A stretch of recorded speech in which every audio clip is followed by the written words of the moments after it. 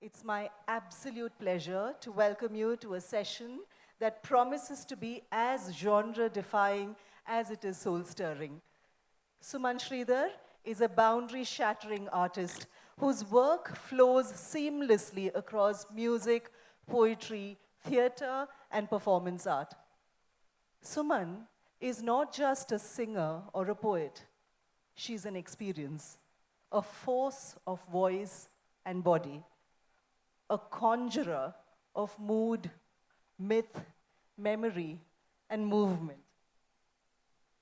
Her work is rooted in rigorous tradition, Carnatic music, classical arts, feminist and decolonial thought, but always breaks through the expected, embracing dissonance, seduction, rage, and joy. Please join me in welcoming Suman Sridhar, an artist who doesn't just perform poetry, but redefine what it means to inhabit it. We were to hear Muskaanein Jhooti Hai as we walked up. And if you remember, it is from the song, from the movie Talash. It's a haunting number.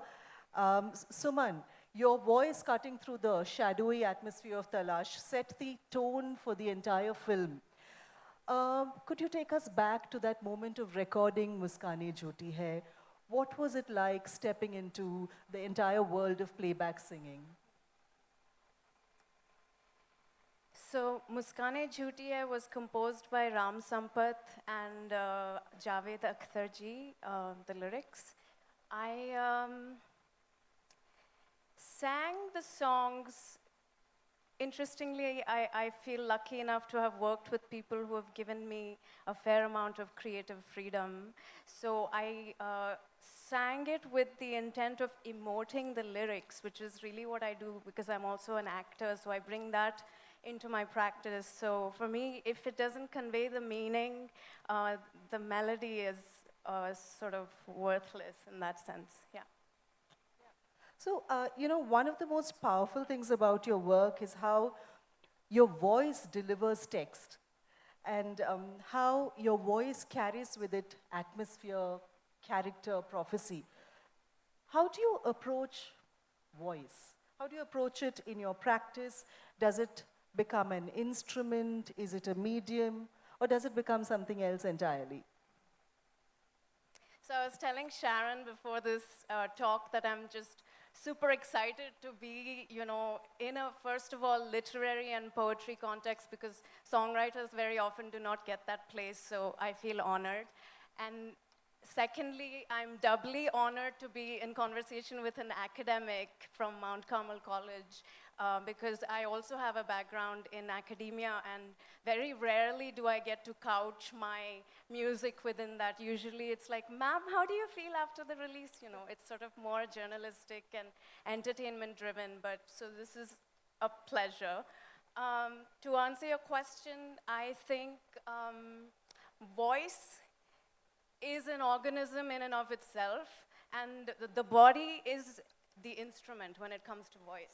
As against, a piano or a guitar, I always tell my students as well, you can't, there is a sort of ephemerality and an unpredictability with the voice because it's not like a button you can just press, like with the key on a piano or a guitar strum. There's a predictability there where, anybody can hit that and you'll get a sound. Whereas with the voice, it's dependent on so many factors like, did you sleep? How much did you sleep? How much water have you had? What did you eat? Those are just the physiological aspects. And then, what is your emotional state? That immediately translates into the voice. So really, it's a sort of breathing organism. And if you don't approach voice work and singing with that sort of care, you're losing the whole point. Yeah. What a nice, well-organized answer. Thank you, Suman. Also, Suman, in your music, I was listening to a lot of it over the past 2 weeks. I find that you move across forms. So there is the Carnatic music, there's jazz, there's Afrobeat, electronic, hip-hop. That's a lot. And there's also a blurring of forms as a result. So this leads me to wonder, what does genre mean to you? Does genre become a palette to you? Is it a cage? Is it a provocation? How do you deal with genre and categories? So I think I've just sort of unplanned, there's been an unplanned defiance of genre in the way I've approached it from the get-go since I was very young. Also purely because of where I come from and who I am, because I immigrated to the US when I was a teenager with my family, so I have this sort of cross-cultural influence that's just automatically present. You know, I had Indian classical and then opera, jazz, hip-hop, like sort of very vast and diverse influences from a very young age. So I think now Gen Z is sort of automatically embracing that fluidity because you have, you know, more of this cross-cultural identities emerging in the global arts context, and that fluidity is really the key to sort of approaching genre and form in that way, yeah. Also, from your bio, I understand that you've studied gender and performance. And it shows in your works, not just in themes, but also in the way you inhabit your work. Do you see performance as a feminist act? And has performance taught you in some ways about feminism that theory hasn't? So I think performance, or like anything else, is inherently a political act, whether you acknowledge it or not. And especially as a female performer, when you look a certain way, you automatically attract certain projections from the audience and a certain gaze from the audience. And you know, as Laura Mulvey, who's a film critic, puts it, desire, and how do you not just become an object of desire, but also a subject of desire? And so for me, being an object of gaze, the gaze all the time, performance has also been about subverting that gaze and, you know, like I'm watching you, watching me kind of thing. And how do I then wield my own desire? Yeah. We can't have a singer here and not get her to sing. So there's a song of yours, Sweet Kiss, that feels almost like a seduction spell. There's an unsettling feeling to it. It's magical. Would you like to share a live rendering of Sweet Kiss? Sure. So before I start, I just want to touch upon the whole topic of form again. So one of the things that I really like to do is borrow from different forms and different genres. So in Gregorian chants, there is a technique called through composed, where the material does not, so Gregorian chants, for people who do not know, are these ancient Christian hymns that were performed in the Middle Ages, and sort of like similar to the shlokas or, you know, prayers that we have in our context. So through composed is a form where none of the material ever repeats, which is very unlike the songs that we hear today. You always have a verse, chorus, you know, and melodically and lyrically stuff that repeats. So I borrowed the form from Gregorian chants, and I wrote this as a through composed song, where the entire song is almost like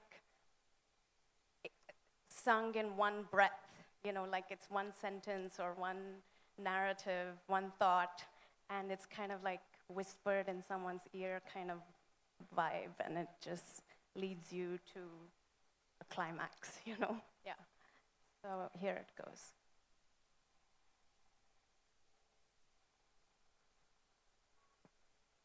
By your bedside is the fodder for my heart and soul in order. By your bedside is the fodder for my heart and soul in order. When we wed, it was foreshadow, my muse, for the plants that are unweaving. Since the time and place of seeding, for the plants that are unweaving, since the time and place of seeding, unknown, undulating, they cruise with the will and vigor of pollination, the cyclical fury of gestation, the timely return and detention of your soul, your soul. Beep, beep, beep, beep, beep. Beep, beep, beep, beep, beep. Beep, beep, beep, beep, beep. Don't lose the thought. Beep, beep, beep, beep, beep. In my heart's courtyard, after hours, after lives of longing and desire, denied. Doe-eyed queen, pied-piped prince, leading my shadows to drown in the brightness of your light. A small depth by your magic float. Every night,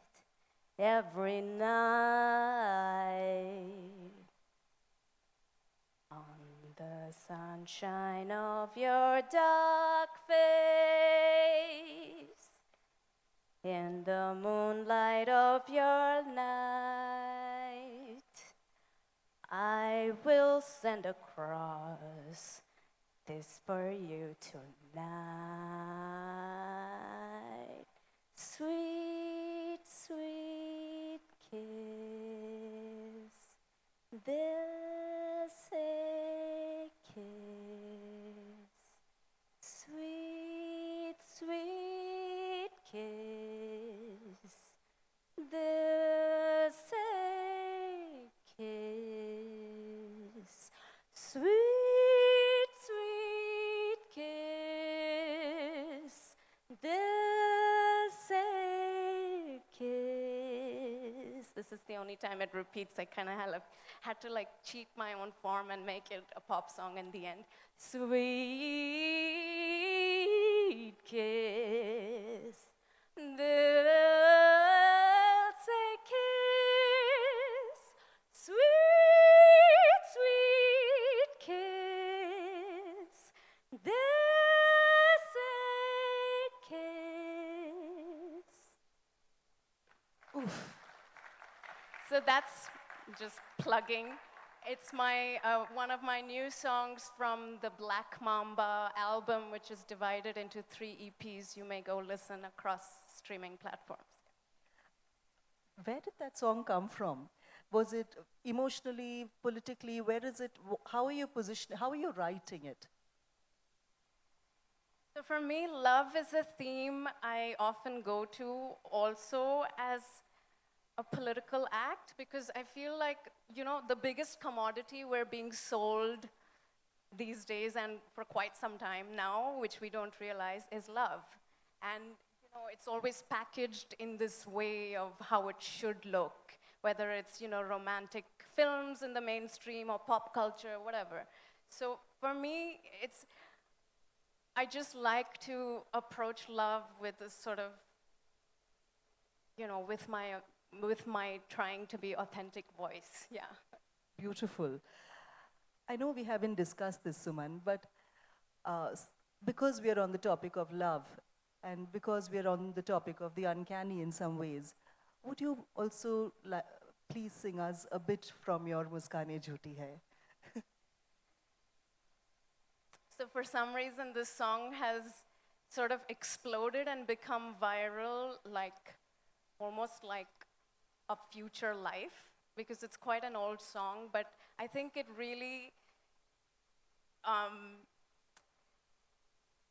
strikes a chord with Gen Z in a way, because it's called Muskaanein Jhooti Hai, and it's, you know, sort of a commentary on falsity and this sort of like facade of what life can be. So in that sense, I was telling a friend that I think I want to write my next song, Gen Z Saved My Life, because like, I know people love to complain about Gen Z, but I'm all about them. I'm just sort of like, anyways, that's on a side note. Here goes. Not just for Gen Z, for all of you. रात में ही जागते हैं ये गुनाहों के घर इनकी राहें खोल बाहें जो भी आए इधर आहा आहा ये है गुमराहों का रास्ता मुस्कानें झूठी हैं पहचाने झूठी हैं रंगीनी है छाई फिर भी है तन्हाई. Thank you. Do we really want her to stop there? One more round. One more round, please, of Muskaanein.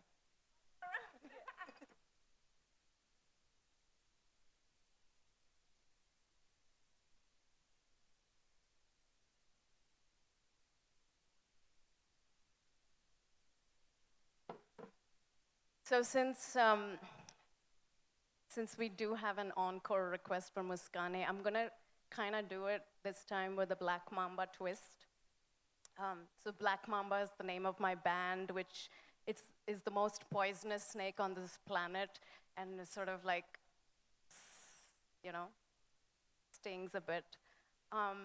So I did a version of this song. I sort of reinterpreted it even at that time because I was sort of dealing with questions of art versus entertainment, and I wrote a spoken word poem.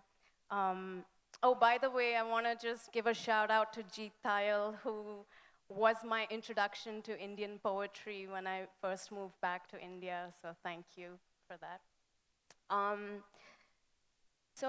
I wrote this sort of spoken word commentary on falsity, really.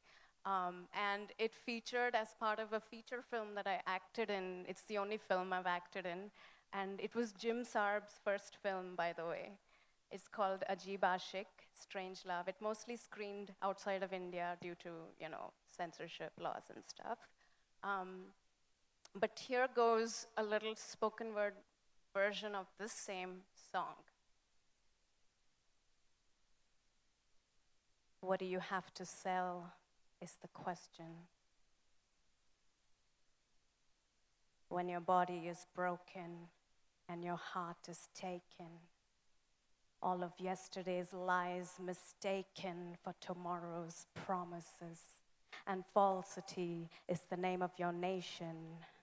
Hazare laze blaze latte is fair to drink but not free to trade at the red and white crap station called Cafe Coffee Day. It's dated, it was written back then.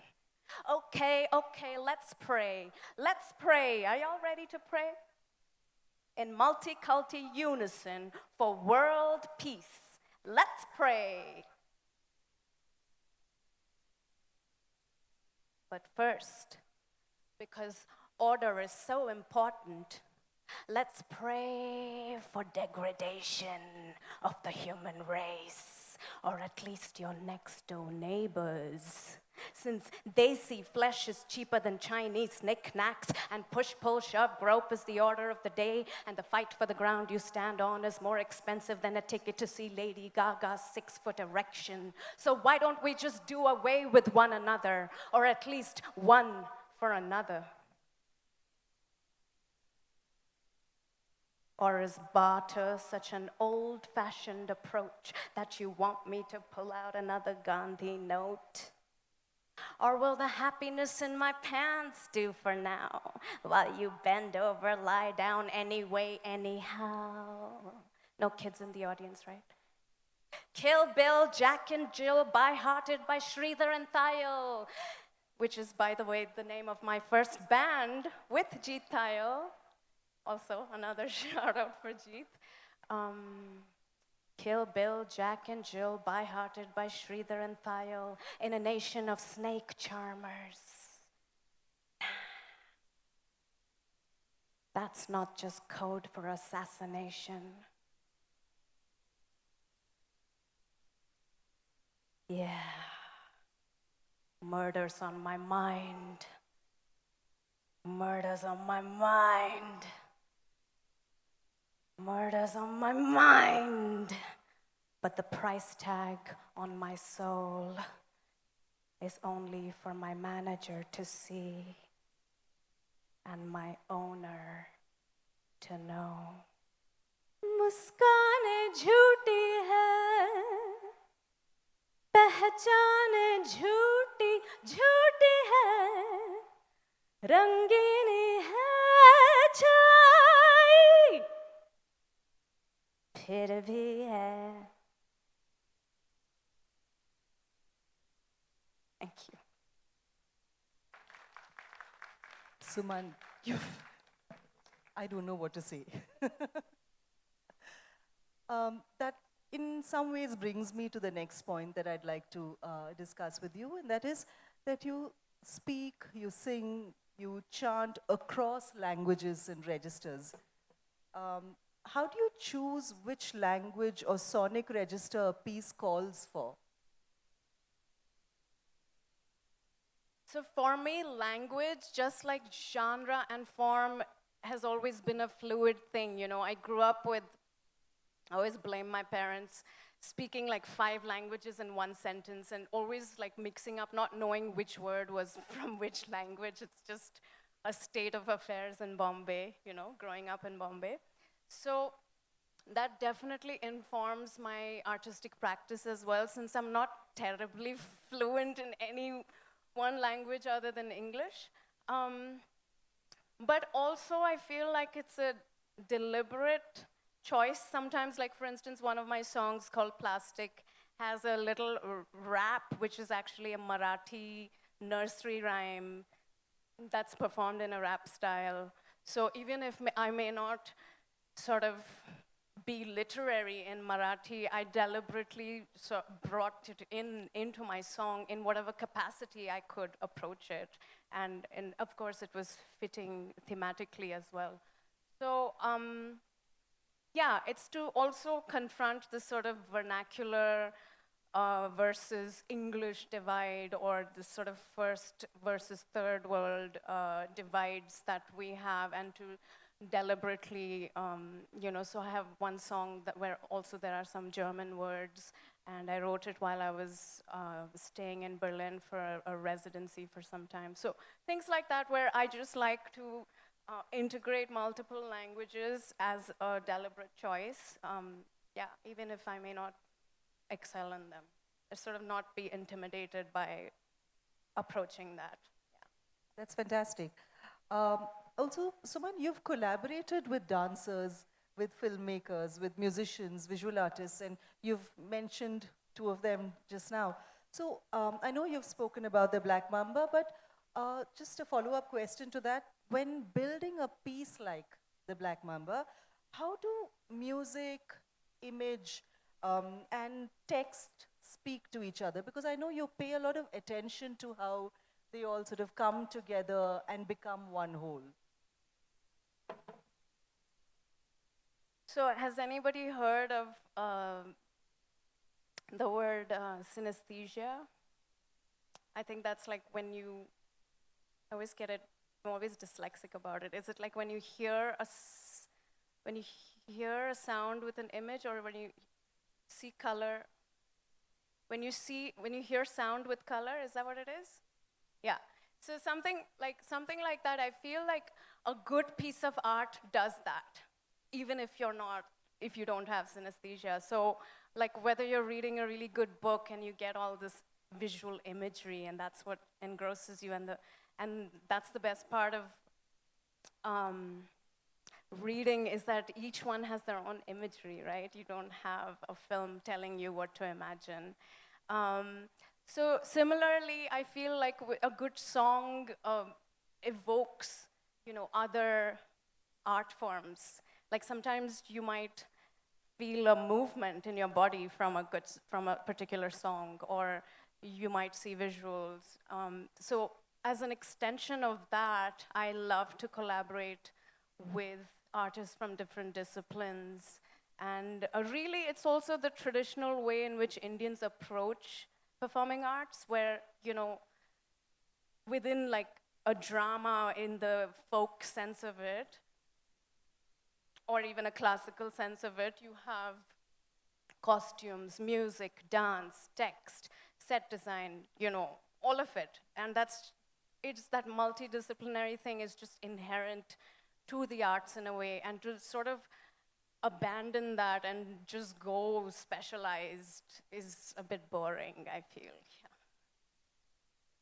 Thank you for that response, Suman.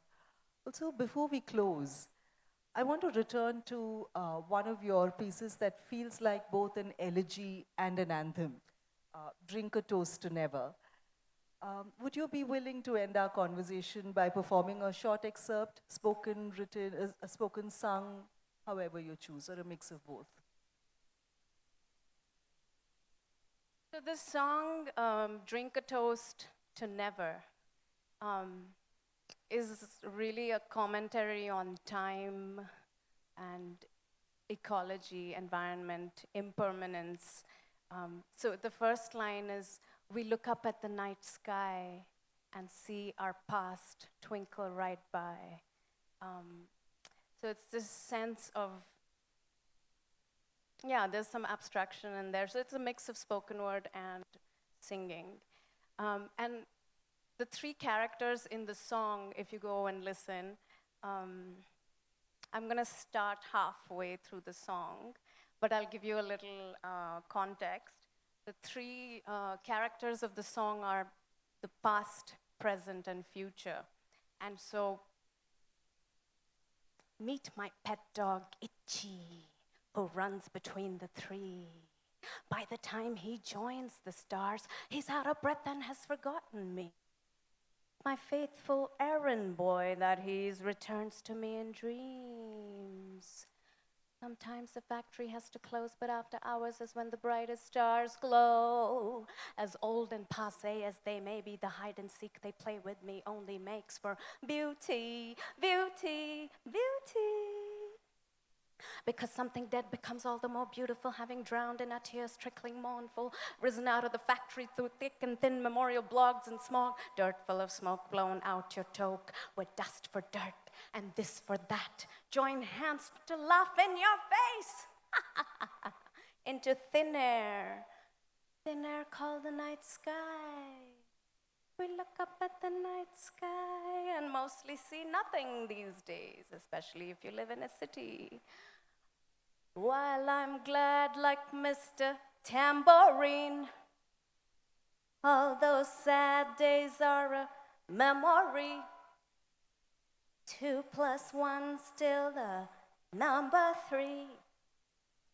All you fine folks I'm pleased to meet, won't you sing? Won't you sing for me? I mean it. Won't you sing for me?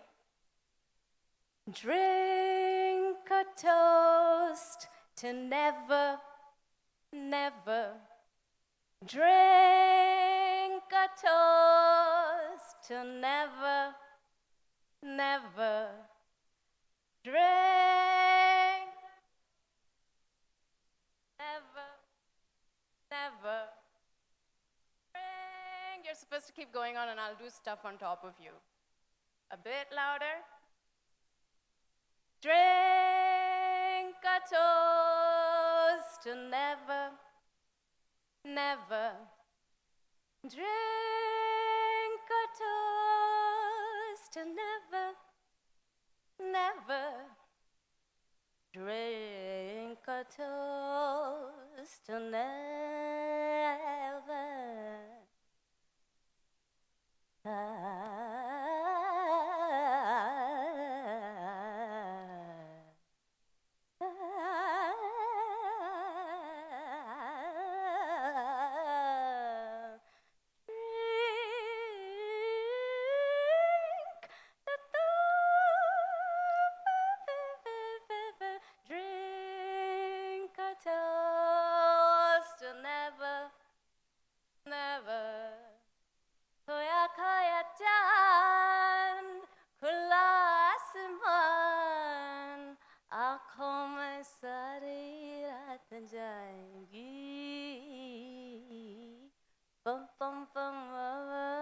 also sang that song, by the way.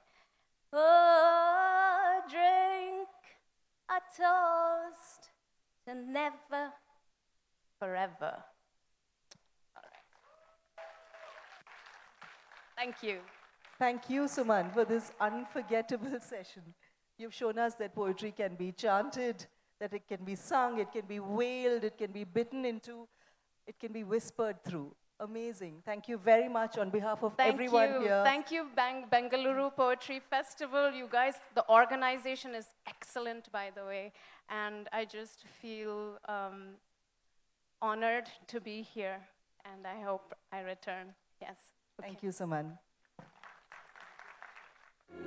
ये है गुमराहों का रास्ता, मुस्कानें झूठी हैं, पहचानें झूठी हैं.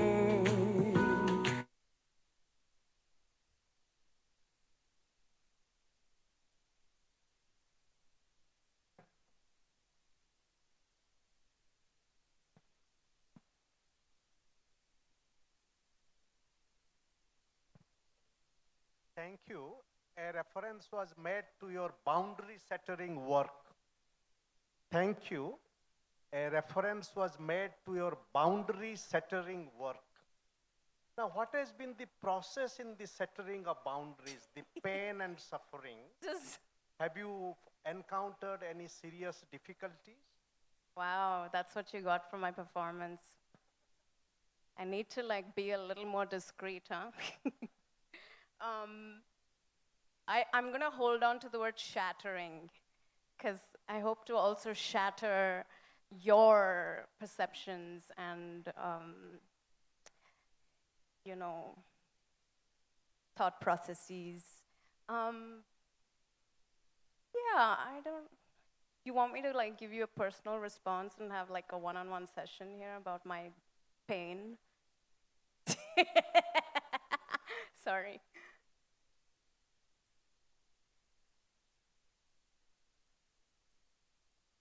It is not just personal in a psychoanalytic sense, Okay. but the kind of processes that a person goes through in crossing boundaries and multiple kind of boundaries. I think art itself is a really bleak, painful process, and the creation of it is cathartic. I think most of the poets here will agree with that. So in that sense, yeah, it's like you're always challenging your own self if you want to be true to the process. In that sense, it can be bloody difficult. Yeah. We have time for quite some more questions. So one more question. Hello? It's not a question. I just want to share a thought. Last week, we rewatched Talash for the movie, for the story, because it's worth watch more than once. Next watch is going to be for the song. Just wanted to share Thank that. you. Is there any other comment? There's one there. Can we take that?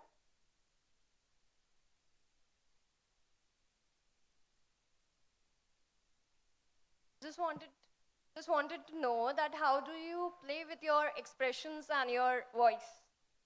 Like, you are amazing with that. So By just expressions, you mean facial expressions? Yeah, or yeah. Okay. I mean, I've sort of been a drama queen since I was a child, so that's just inherent to, it's just unconscious. You'll have to ask the people in my life about that. Expressions, and what was the other word? Voice. Voice is, I've trained in voice. I've studied music. So, but the fact, like I said before, the fact that I've also very actively done theater and film work, I approach voice as an actor as well, and I think that's crucial because you're always communicating the narrative first, which is why somebody like Bob Dylan would become so famous, because you don't have to have the greatest voice, but if you're able to communicate a narrative or a message effectively, that voice is going to go far, even if you hit the wrong notes. There's one person there who's raised her hand.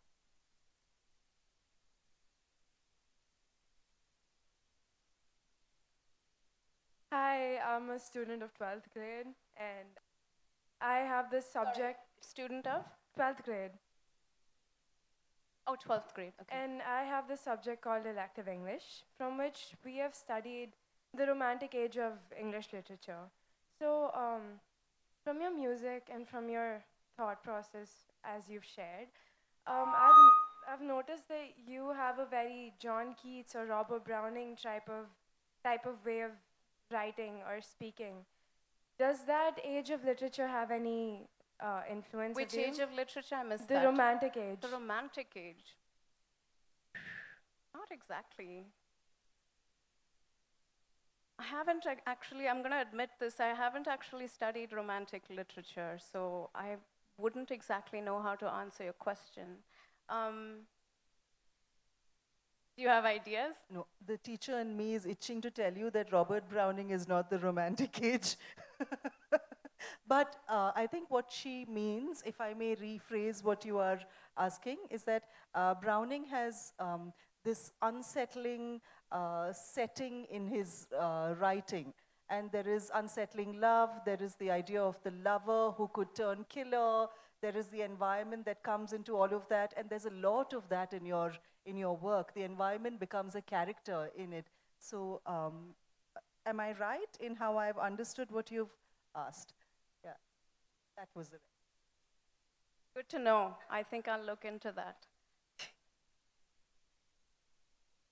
Was there someone else?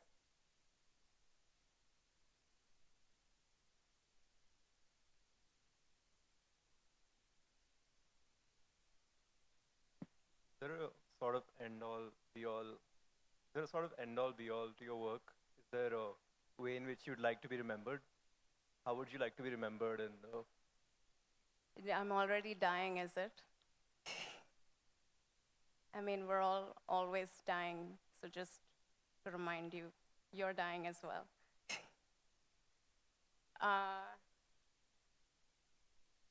Sleep like the fool who remembers, REM, remember, that outer space was not just a time when Sputniks met dogs, but when whirling caravans disguised as stars, wet, stolen. Anyways, that's what came to me, REM, remember. As long as you remember me when you go back home, that's good enough for now. Yeah. thank you. I think we'll close on that note. Thank you, Suman. That was Thank you. spectacular.